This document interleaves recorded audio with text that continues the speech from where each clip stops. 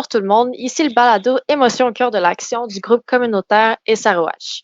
Ce groupe veut aider à renforcer l'identité personnelle pour deux raisons. La première, c'est pour se sentir mieux avec soi-même et la deuxième, c'est pour être dans l'action au sein de sa communauté. Ici Janice, Serge, Véronique, Denise, David. toujours en confinement, chacun de chez soi. Le sujet d'aujourd'hui, c'est comment on utilise notre cellulaire et est-ce qu'il y a des conséquences à utiliser notre cellulaire dans nos vies. Donc, si je parle pour moi, il y a quelques années au cégep, j'ai eu un déclic. Je sortais en dehors de mes classes, puis je voyais qu'il y avait toujours des gens sur leur cellulaire. Dans mes classes aussi, pendant que le prof parlait, tu t'ennuies, ben, tu vas aller sur ton cellulaire. Ma sœur, elle passait la nuit, des fois, sur son cellulaire. Pendant que tu écoutes un film, des fois, tu vas être sur ton cellulaire parce que, bon, il y a un moment du film qui est plate. Fait que je trouvais que tout le monde étaient complètement sur leur cellulaire, puis ils rataient des belles choses de la vie. Mon amie, elle me fait remarquer que tellement que tu passes du temps sur ton cellulaire, ben, les heures deviennent des jours et les jours deviennent des années. Puis quand ils pensent, ça veut dire qu'on perd quasiment des années de nos vies. Je parle pour ceux qui sont beaucoup sur leur cellulaire. Puis aussi, une fille avait dit, est-ce que tu peux vraiment dire que tu as passé le meilleur moment de ta vie sur YouTube? Genre, est-ce que tu peux dire, genre, ah, j'ai passé la meilleure soirée de ma vie sur YouTube, c'était malade. Non! Puis, je suis vraiment contente parce que il y a quelques mois, j'avais arrêté d'aller sur les réseaux sociaux, donc j'y allais plus. Puis, j'ai découvert un livre qui s'appelle Lâche ton téléphone. Donc, ça parle que parfois, quand on utilise trop notre téléphone, il y a des conséquences dans nos vies. Puis, qu'il y a une façon de l'utiliser, qu'il faut se mettre des limites parce que l'excès, c'est pas bon, puis ça peut devenir une addiction. Et moi, j'avais une opinion très intense sur le sujet. Je me disais que c'était la vérité absolue, que on devrait pas vraiment faire confiance aux gens qui font les applications mobiles, le but qui est derrière le téléphone. Donc, moi, je me demandais, c'était quoi vos avis sur ça? Qu'est-ce que vous pensez? Est-ce qu'il y a vraiment des aspects négatifs qui arrivent dans vos vies à cause du téléphone? moi, Janice, pour enchaîner sur ce que tu disais, je regarde mes deux garçons, puis il y en a un qui est le plus jeune qui a 18 ans, il vit que pour les réseaux sociaux. Il vit pour les likes, il vit pour les stories, il vit pour les photos. Il partage ça à un plus grand nombre d'amis possible. Et puis, c'est une distraction, comme tu disais. C'est une distraction parce il va sauter d'un message à l'autre. Tu vas lui poser des questions. Il sera pas tout là. Il va être écouté, mais c'est plus fort que lui. Il va être plus attiré par ce qui se passe sur son téléphone. Donc, c'est pour moi, qui est d'une autre génération, c'est quelque chose qui est dur à comprendre, mais j'imagine que pour vous autres, les jeunes, c'est quelque chose qui est naturel. Peut-être tu pourrais me corriger si je me trompe ou m'expliquer qu'est-ce qui se passe dans sa tête quand tu fais ça. Alors, de mon côté, je me considère encore comme un jeune, malgré que je suis dans la trentaine, mais peut-être qu'une façon de le voir, je dirais, c'est que quand on reçoit en fait des likes, des partages, des j'aime, ça stimule en fait au niveau du cerveau. Ça démontre qu'on a des gens qui nous suivent, des gens qui apprécient ce qu'on fait, ce qu'on met sur la place publique. Et puis, quand on est habitué à un certain nombre de likes, de partages, puis qu'on l'a plus, ben à ce moment-là, il y a des risques qu'on tombe dans le vide, dans un sentiment de vide plutôt. C'est-à-dire, c'est comme si, par exemple, Serge, si dans ta jeunesse, tu avais beaucoup d'amis, puis on t'appelait à tous les fins de semaine pour sortir, c'est toujours une gang de 10 chums qui appellent. Mais là, tout d'un coup, il n'y a plus personne qui t'appelle. Ça crée comme un vide.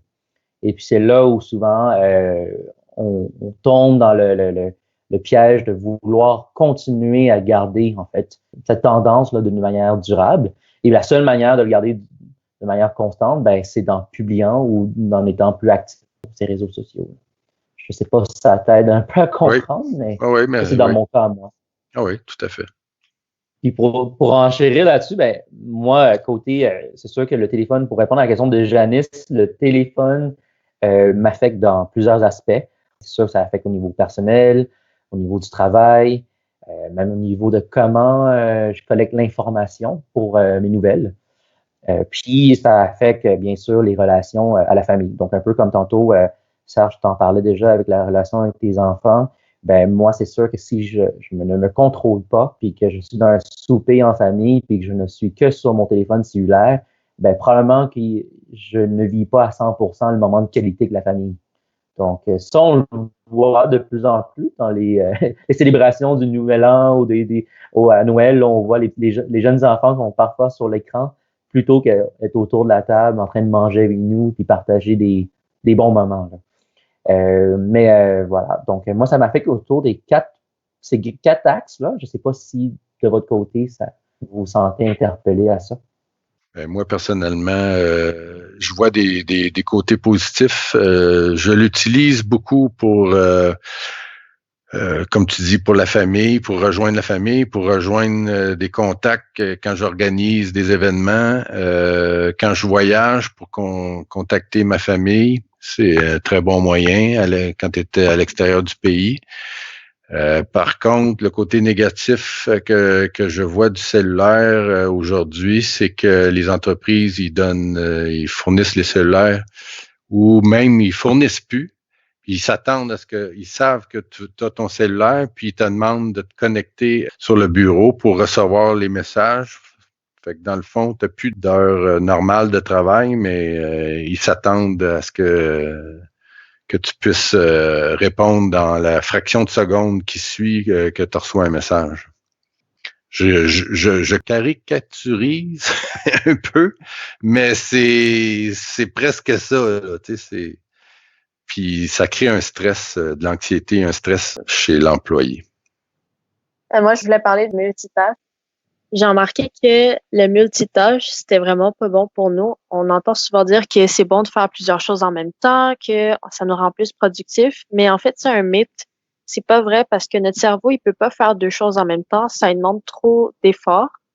Quand on pense qu'on fait deux choses en même temps, en fait, c'est que notre cerveau, il saute d'une chose à l'autre. Fait que ce qui arrive, c'est que tu fais pas les choses à 100% parce que tu veux pas être aussi efficace, tu veux pas être aussi productif. Puis même, ce que ça va faire, c'est que tu vas avoir un épuisement mental. Parce que quand on fait quelque chose, une tâche, ça prend 25 minutes au cerveau pour se concentrer. Fait que si tu fais une autre chose, ça prend 25 minutes pour qu'il se concentre. 25 minutes. Fait que ça fait que tu te concentres jamais vraiment sur ce que tu as à faire. Fait que ça peut être quand tu es sur ton cellulaire, puis que tu es sur Instagram. Après, tu vas sur Twitter. Après, tu vas dans tes mails. Après ça, tu vas sur Facebook. Ben, faire ça, c'est vraiment pas bon parce que ça épuise ton cerveau. Puis à la fin, je sais pas si vous avez remarqué, pour ceux qui vont souvent sur les réseaux sociaux, mais vous avez plus d'énergie. Vu que vous avez eu un épuisement mental, ben, vous avez envie de rien faire. Puis moi, j'ai remarqué que quand je faisais ça avant, là, j'étais plus motivée, là. J'étais vraiment paresseuse, puis je me disais, bon, ben, j'ai tellement pas d'énergie que je vais retourner sur mon sel. Fait que dans le fond, là, c'est juste un cercle vicieux. Janice, moi, je le partage. Puis j'ai vu une statistique assez intéressante qui disait que justement au travail, l'utilisation des employés de l'Internet du travail, 60 à 80% dans certains cas, c'est même pas pour le travail qu'ils utilisent l'Internet. C'est-à-dire que s'ils l'utilisent pas pour le travail, ils sont probablement soit sur des canaux de nouvelles, des réseaux sociaux, puis après, à la fin de la journée, ils sont autant fatigués ou plus fatigués. Donc, ça doit avoir des liens. Moi, dans mon côté à moi, je le sais que au travail, étant donné qu'on nous demande, justement, comme Serge le disait tantôt, d'être toujours là, à l'affût des courriels qui passent, de ne pas en manquer une. Et dans mon domaine en finance, de ne pas manquer une nouvelle qui pourrait tout changer dans la journée, ça nous rend en fait très dépendants du téléphone cellulaire. Et puis, mais finalement, je le réalise maintenant, quand je fais des rétrospections, que en fait, oui, je suis dépendant de mon téléphone cellulaire pour le travail, mais est-ce que c'est tout le temps pour le travail? Et c'est là le piège, c'est que je réalise que, en fait, non, c'est pas vrai. On est là parce que on regarde les nouvelles du travail, mais on regarde en même temps, en parallèle, dans le fond, les nouvelles de Facebook, d'Instagram et tout ça. Donc, c'est sûr que ça affecte. Et depuis, donc, une solution que j'ai mis de l'avant, c'est que on me l'a dit, on a dit, sur Facebook, Instagram, il n'y a rien de si urgent dans une journée. C'est pas vrai qu'on regarde là, 95% de nos messages, ou si c'est pas plus, c'est pas important, ça peut attendre après le travail. Donc, j'ai instauré moi-même une règle, c'est-à-dire, dans les corps de travail, il n'y a pas de réseaux sociaux. Et puis, depuis ce temps-là, ben, effectivement, Janice, tu as tout à fait raison. Là, je vois vraiment une plus grande productivité de mon côté. Donc, le côté multitâche, c'est un vrai mythe, là, à mon avis. C'est intéressant parce que j'avais entendu dire que le cellulaire d'aujourd'hui, c'est comme la cigarette d'autrefois. On va souvent checker notre cellulaire parce qu'il y a des situations qui arrivent. Fait que, par exemple, on s'ennuie. Bon, ben, je vais checker mon cellulaire. Ah, je me sens pas bien, je vais checker mon cellulaire. Je suis stressée, cellulaire. Fait que c'est comme si notre cellulaire, on le checkait pour n'importe quoi, puis même qu'on peut le regarder pour quelque chose d'imprévisible. On se dit, ah, peut-être qu'il pourrait avoir quelque chose, peut-être qu'il pourrait avoir une nouvelle qui va changer ma vie. Pour ma part, j'utilise mon cellulaire de façon plutôt utilitaire.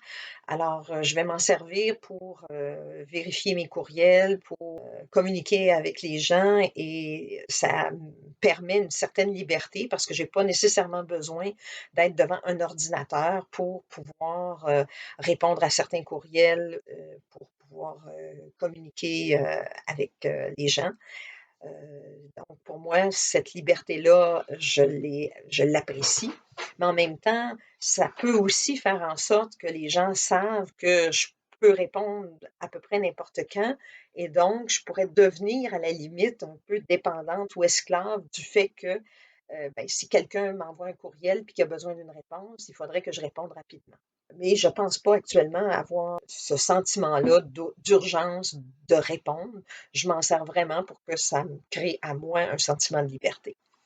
Et je me sers aussi de mon cellulaire comme GPS. Et ça, je trouve ça fort intéressant. Mais je suis pas dépendante parce que si j'avais besoin de fonctionner autrement, ben, je serais capable d'utiliser d'autres moyens pour trouver le chemin dont j'ai besoin. Bon, j'utilise aussi Facebook, mais j'ai créé un compte Facebook uniquement parce que j'avais besoin d'avoir un compte pour la revue Psychologie préventive dont je suis la rédactrice en chef. Alors, je mets jamais rien qui est personnel. C'est uniquement pour publier des informations reliées à la revue. Et donc, je mets pas de photos personnelles ou quoi que ce soit. Moi aussi, j'utilise mon cellulaire d'une façon différente, surtout différente par rapport pardon, à ma tranche d'âge, puisque je suis assez déconnectée, je dirais, des réseaux sociaux et aussi de mon cellulaire. J'ai jamais été une personne qui textait beaucoup. En fait, je déteste ça. Être sur mon téléphone à table, c'est comme ça se peut pas, ça m'est jamais arrivé non plus. Du coup, mon téléphone, moi, comment je le vois, c'est plus comme un album souvenir, principalement.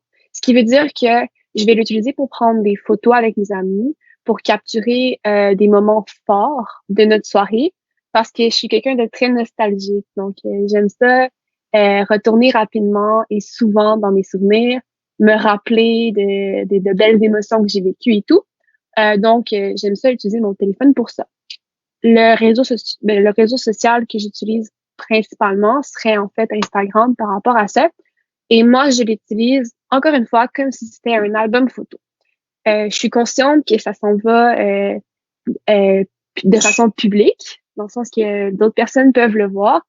Mais dans le fond, je le fais pas pour les likes, qu'on appelle. Moi, je le fais plus parce que j'ai pas trouvé une autre alternative pour pouvoir partager avec mes amis et que ça reste sur un fil d'actualité comme constamment. En sens que sur Instagram, si tu vas sur ma page, mes photos sont faciles d'accès puis sont tous regroupés pour montrer des souvenirs que je peux partager avec mes amis, mais je connais pas une application qui fait ça autre que Instagram. Donc, c'est pour ça que j'utilise Instagram beaucoup. Sinon, mon cellulaire, je l'utilise comme GPS parce que je prends le bus beaucoup, beaucoup. Du coup, j'ai besoin de savoir quand sont les horaires de bus et tout. Puis ça m'aide aussi avec mon anxiété parce que si j'avais pas de cellulaire, je sais pas vraiment qu'est-ce que je ferais pour mes heures de bus. Je me rappelle qu'une fois, mon téléphone, fallait que je le donne à mon frère parce qu'il devait aller faire une réunion importante. Puis moi, je travaillais, fallait que je prenne le bus. Mais j'avais aucune idée quand le bus passait. J'avais pas de montre. Donc, j'avais aucune idée quelle heure il était. Fait que, je me fiais, je comptais les minutes dans ma tête, les secondes, puis là, je comptais pour savoir environ quelle heure il était, de façon approximative. Mais ça m'avait stressé, puis ça m'avait marqué parce que pour cette fonction-là, donc l'heure et les horaires de bus, je pourrais dire que je suis dépendante à mon téléphone parce que sans lui, bah, je serais un peu mal pris. Ça me parle beaucoup parce que les applications, le téléphone intelligent, que ce soit d'une bonne ou de mauvaise foi, on est rendu dépendant parce qu'il y a beaucoup d'utilité, comme on disait tantôt. Donc, on parle de GPS, on parle de portefeuille virtuel. Donc, on n'a plus besoin de se prendre nos cartes de crédit débit, on les a sur le téléphone. On peut utiliser les réseaux sociaux pour des raisons très utilitaires, c'est-à-dire des travaux d'équipe, des initiatives de sensibilisation, par exemple, des rassemblements de gens. Donc, c'est là où c'est vraiment important de travailler fortement sur la prise de conscience du pourquoi on utilise le téléphone cellulaire.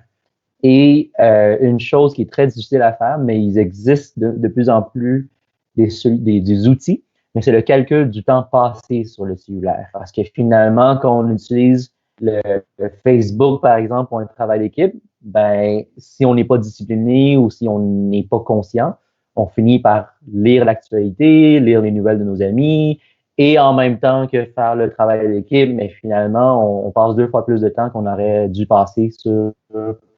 Et sachant que cela peut créer de l'anxiété de ne plus avoir notre téléphone cellulaire parce qu'on perd le GPS, on perd notre portefeuille virtuel, ben c'est important d'avoir des plans B, puis de développer des talents pour être capable de s'en sortir même sans le téléphone cellulaire. Et ça, malheureusement, ben ça devient une grande anxiété pour beaucoup de gens parce que si on n'apprend pas nos points cardinaux quand on conduit, on n'apprend pas à connaître nos repères, ben effectivement que sans téléphone cellulaire, quand il n'y a plus de batterie, la première chose qui nous prend comme émotion, ben c'est la panique, le stress, puis si ce n'est pas l'anxiété. Donc, c'est très important, je dirais, comme prise de conscience pour tout le monde, de savoir c'est quoi les limites du téléphone cellulaire, puis d'avoir des plans B pour y contrer. Ouais, puis malheureusement, tout ça, ça joue sur notre mémoire. Ça joue sur notre mémoire à court terme et à long terme parce que on peut pas se rappeler de petites choses. On a de la misère à calculer parce qu'on a la calculatrice sur notre téléphone. Puis c'est dommage parce que moi j'ai vu une différence sur ma mémoire. Il y a des choses que je me souviens pas que j'ai appris il y a peut-être une journée. J'ai de la misère à retenir un mot, j'ai de la misère à retenir un numéro de téléphone. Puis ça me fait peur parce que je me dis que je commence ma vie. Puis s'il y a plein de petites choses comme ça que je me souviens pas, ben comment je vais faire plus tard? Est-ce que je vais toujours devoir être dépendant dans mon téléphone puis toujours rechercher à chaque fois que j'oublie quelque chose? En tout cas, faut que avec les téléphones cellulaires, les réseaux sociaux, faut que tu te souviennes de tes mots de passe. Ça, c'est sûr. Faut pas t'les oublier. Je vais juste rebondir sur l'histoire du numéro de téléphone, puis ce que Serge disait par rapport au mot de passe. Je pense qu'il y a des bons côtés au téléphone, dans le sens que on s'en souvient peut-être pas des numéros de téléphone, mais on se souvient des mots de passe. Donc, on travaille quand même notre mémoire, mais de manière différente. Puis là, l'anecdote que je voulais amener sur le numéro de téléphone qui est drôle, c'est que je me trouve inconsciemment à faire exprès de pas sauver le numéro de téléphone de certains amis sous leur nom. Comme ça me force à chaque fois que je les appelle à recomposer leur numéro de téléphone. Puis je le fais maintenant parce que je réalise que mes meilleurs amis, leur numéro de téléphone que j'ai en tête, c'est les anciens numéros de téléphone qu'ils avaient au cégep puis au secondaire. Mais leur nouveau numéro de téléphone, mais je les ai tous oubliés. Fait que je me force un petit peu à pas tout sauvegarder puis essayer de travailler ma mémoire là-dessus. Puis pour revenir à l'analyse, faire des connexions entre 2, 3 liens, Ben, justement, il y a beaucoup de monde qui met l'emphase sur oui, le téléphone a des avantages. Oui, ça nous permet d'accéder à des connaissances, mais il faut parfois tout mettre ça de côté puis travailler sur une feuille blanche avec un crayon. Puis d'essayer d'écrire ou de lire, par exemple, un livre, mais sans être exposé au téléphone. Puis souvent, la meilleure chose à faire, c'est même avant de dormir. Parce qu'il semblerait que si on est exposé au téléphone avant de dormir, ça a des conséquences. Je suis pas un spécialiste, mais ça aurait des conséquences quand même sur justement les capacités cognitives là, des gens. Puis j'avais une chose à rajouter. Euh, mais ça fait longtemps que tu en as parlé, David, mais dans le fond, quand tu parlais de prise de conscience, puis de regarder le temps qu'on passe sur les applications ou sur notre cellulaire, dans le livre que je lis, ben, il y a un détox à la fin. Puis la première chose qu'ils disent qu'on devrait faire, c'est prendre une application qui mesure le temps qu'on passe sur notre cellulaire pour voir à quel point on, on met notre temps là-dessus. Puis après ça, c'est intéressant parce qu'il y a des questions pour prendre une prise de conscience. Ils demandent qu'est-ce que tu aimes de ton téléphone, pourquoi tu l'utilises, puis genre, ils te font vraiment penser à pourquoi tu l'utilises, puis et à comment tu devrais mettre des limites. Ben, c'est super intéressant ce que tu dis, Janice, parce que justement, récemment, on m'a donné le truc de pas utiliser mon téléphone cellulaire pour les réseaux sociaux dans les heures de bureau. Fait que là, on réalise que tous les messages de nos amis là, sur les réseaux sociaux, mais on est obligé de les répondre en dehors des heures de bureau. En faisant ça comme ça, on finit de travailler, ben, par exemple, une journée normale de travail, 8h30, on finit à 17h, on doit souper, il nous en reste pas beaucoup pour le reste de la soirée. Et on réalise que, ben, est-ce que je vais juste vraiment passer 2 heures à répondre à des messages et être devant un ordi ou devant mon téléphone cellulaire? Et pourtant, la moyenne, selon les statistiques, c'est que les gens de mon âge passeraient 2 heures par jour juste sur le téléphone. Mais étant donné qu'on le fait de manière peu par peu durant la journée, à petits bouts, ben, on réalise pas qu'en consolidation, là, finalement, on a vraiment passé 2 heures. Mais en nous donnant des moments spécifiques pour répondre à des messages de nos amis, parce qu'ils ont le droit d'avoir nos réponses quand même, mais on réalise que, ben, je peux décider de passer 1 heure, 30 minutes ou 2 heures à ma guise, mais que c'est conscient le choix que je fais. Tandis que quand on l'utilise à travers toute la journée, ben, on le fait de manière inconsciemment de passer 2 heures, par exemple, là, sur un réseau social. Là. On s'arrête ici pour la discussion d'aujourd'hui et on vous donne rendez-vous pour notre prochain balado. Et comme c'est l'été, c'est pas sûr qu'on va faire un balado chaque semaine. Ça se peut qu'il y en ait quelques-uns ici et là. Et on vous remercie de nous suivre. Donc, on vous donne rendez-vous pour le prochain balado.